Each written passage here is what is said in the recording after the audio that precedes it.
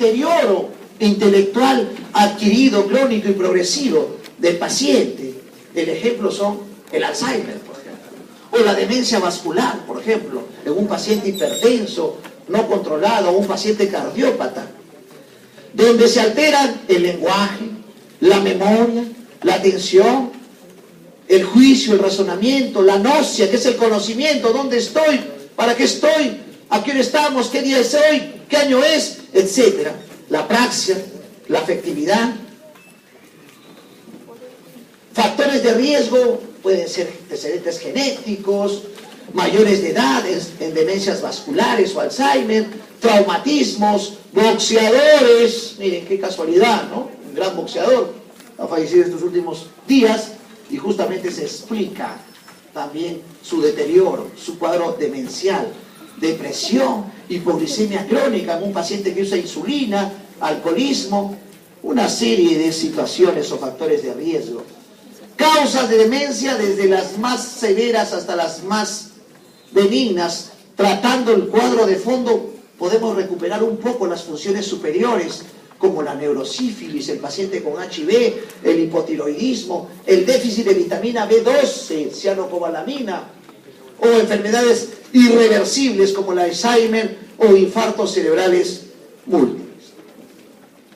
La causa más frecuente, que es siempre motivo de pregunta de examen, el Alzheimer. En segundo lugar, la demencia vascular, o también le llaman la leucocariosis. La leucocariosis, que es producido por la hipertensión no controlada. En tercer lugar está más o menos la hidrocefalia normotensiva. ¿Qué evaluamos en las funciones cerebrales superiores? El lenguaje, la memoria, la orientación en persona, a nivel temporal, espacial, atención, gnosia, praxia. Miren dónde están las funciones temporoparietal, áreas del lenguaje, importante evaluar si es diestro o zurdo para ver la dominancia. Las zonas neuroanatómicas, área de Broca, corteza auditiva. Por eso le llaman la sordera. Cuando un paciente no entiende, hay una sordera del lenguaje. Eso se llama Wernicke. No entiende lo que le hablan, pero sí tiene fluidez en el lenguaje, pero es un lenguaje incoherente. El fascículo arcuato o arqueado, es importante entender ello, porque no solamente hay afasia de Broca y de Wernicke comprensiva y motora, sino hay una afasia transitiva, afasia global, afasia mixta, donde se altera el fascículo arqueado o arqueado, donde cuando se puede alterar por una tumoración, ejemplo, un astrocitoma, o puede alterarse por un infarto, ejemplo, un paciente cardiópata, fibrilador, o una hemorragia en un paciente hipertenso. O sea, hay una serie de situaciones en la cual hay afasias globales. Circunvoluciones también, una serie de estructuras neuroanatómicas. Los niveles lingüísticos, a nivel fonético, fonológico, léxico, formológico, sintaxis, pragmático, una serie de evaluaciones que hace un médico que se dedica netamente a lo que es lenguaje, el afasiólogo, se llama él. No, imagínense, solamente se dedica a lo que es evaluación del lenguaje. ¿Y qué evalúa en el lenguaje? La expresión oral, si repite las cosas, ecolalia, denominación, comprensión oral, lectura, escritura. Si es un lenguaje expresivo, fluente, comprende órdenes simples, etc. Todo lo complejo de lo que es el lenguaje, la fluencia, la velocidad, la cantidad y facilidad de la producción del habla. O si el paciente comienza a tener una serie de lenguajes como las parafasias, palabras incorrectas del punto de vista verbal, semántico, jerfasias, o de repente crea palabras nuevas que no existen, como la chiforímpula, por ejemplo, ¿no? O tangamandapio, neologismos, ¿no? Ya se acordaron del Chavo. Expresión oral, anomias, se presenta cuando hay dificultad en encontrar la palabra buscada. Circunloquios, el paciente redunda en lo mismo, da vueltas en la misma situación, o repite sílabas, o pseudopalabras, o frases, o alteración de la denominación a nivel visual verbal. Le muestran una figura para que lo lea y no lo puede interpretar bien, o de repente una lectura y no lo interpreta bien, no lo entiende ni lo procesa. O sea, quiere decir que hay una fase más compleja. La comprensión de la palabra, de frases, de discurso, lectura, de la escritura, se les hace escribir para ver cómo está su escritura desde el punto de vista mecánico, a la copia de una hoja a otra, el dictado o una narración verbal. Y como ven, todas estas áreas neuroanatómicas son las que están alteradas. La memoria, como parte del contexto también, acá hay una pequeña historia de un pacientito de 9 años que se cayó de la bicicleta, quedó inconsciente por 5 minutos, tuvo epilepsia de los 10 años, a los 27 años la epilepsia se hizo refractaria, impidiéndole trabajar, se le extirpó. Antiguamente hacían lobectomías, sobre todo a nivel temporal, porque decían que ahí se iniciaba el foco epileptógeno, y ahí para cesar las convulsiones de los pacientes. Y el paciente comenzó a tener alteraciones de la memoria.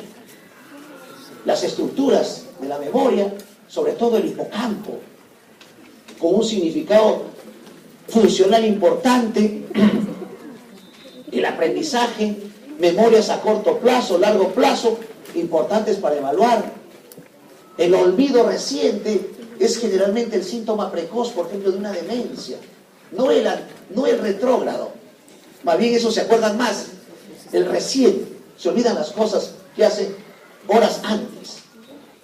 Algunos hechos y acontecimientos, memoria episódica, semántica, todo se encuentra a nivel del lóbulo temporal. Es de suponer que cualquier alteración a nivel del lóbulo temporal, una hemorragia, un tumor, un infarto, va a alterar todo ese componente.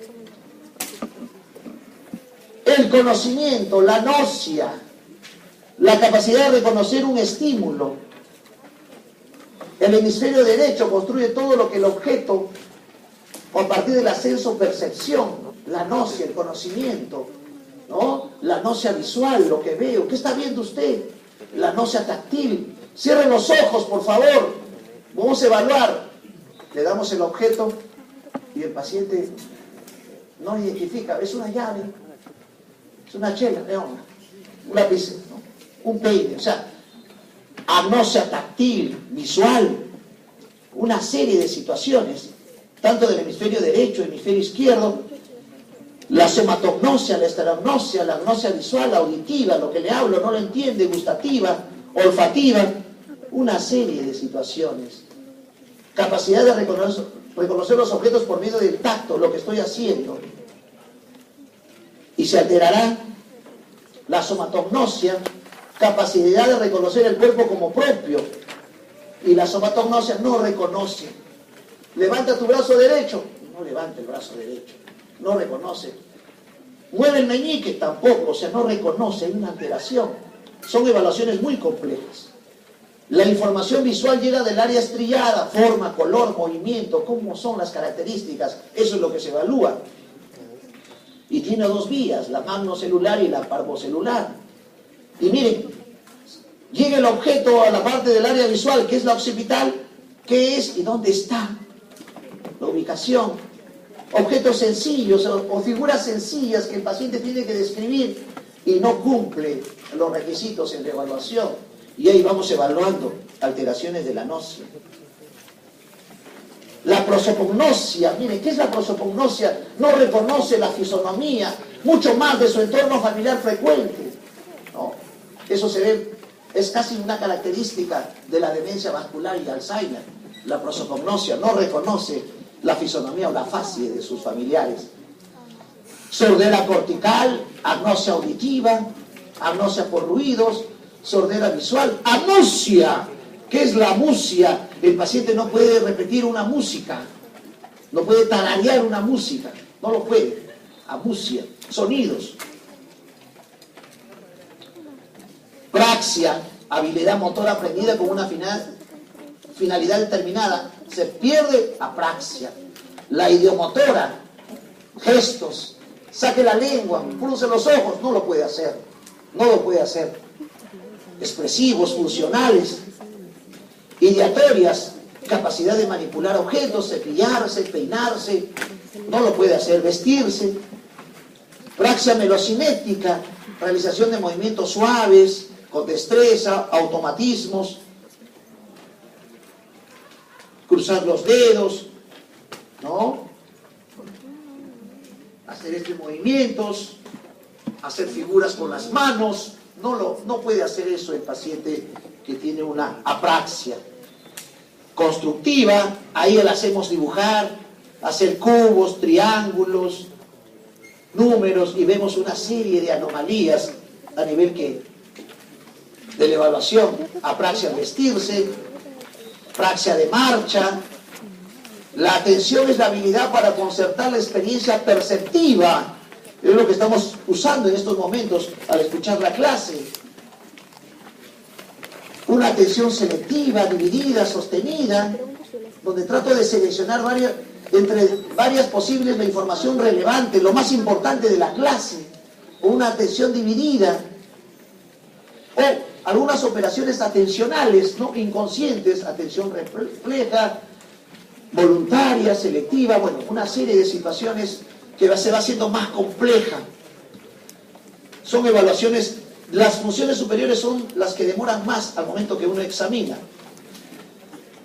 Se puede detectar una atención sensorial, una atención espacial, una atención motora. Hay una matriz y un canal de atención en la que regula la dirección y el objeto de la atención, ¿no? Semántica, mnésica, la memoria, o atención focalizadas. Y miren las regiones que se pueden alterar, o las regiones donde se tipifica ello: parieto temporo-occipital como parte del componente. Evaluación: un test de tachado de letras, de líneas, de trazados, y el paciente omite una serie de, miren, aquí por ejemplo se le dibuja un reloj con las manecillas que marquen las horas o los minutos, y lo dibuja incompleto, no hay secuencia.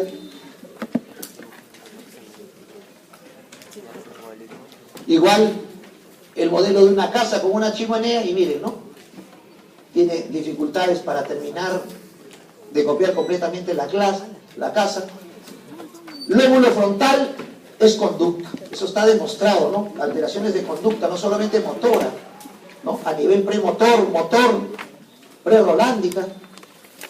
Pacientes que llegan a ser pueriles, actitudes vagas, infantiles, en un paciente adulto, irresponsable, con una serie de situaciones que va más para la parte de la neuropsicología o de la neuropsiquiatría. Algunos pacientes de una determinada edad, 40, 50 años, comienzan a presentar estos síntomas pueriles, y estamos pensando probablemente en un problema a nivel frontal, como un tumor frontal, por ejemplo. La abulia. ¿Qué es la abulia? Es el desgano, la anedonia, no tengo ganas de hacer nada, ¿no? Paran durmiendo, etcétera, ¿no? Una serie de características. Abúlicos, le dicen. Áreas premotoras, y ahí tenemos al área de Broca, ¿no? Y ya vemos aquí un término, la negligencia. ¿Qué es la negligencia? Es una alteración en la cual el paciente solamente identifica el lado sano. Por eso le llaman la heminegligencia. Cuando se le dice al paciente que se dibuje el paciente, solamente se dibuja la mitad. Dibuja tu carita, si tiene bigotes, solamente la mitad de los bigotes dibuja. Eso se llama heminegligencia, síndrome de Anton-Babinski se llama. Estas son las áreas ya mencionadas. Pasamos a la parte de síndrome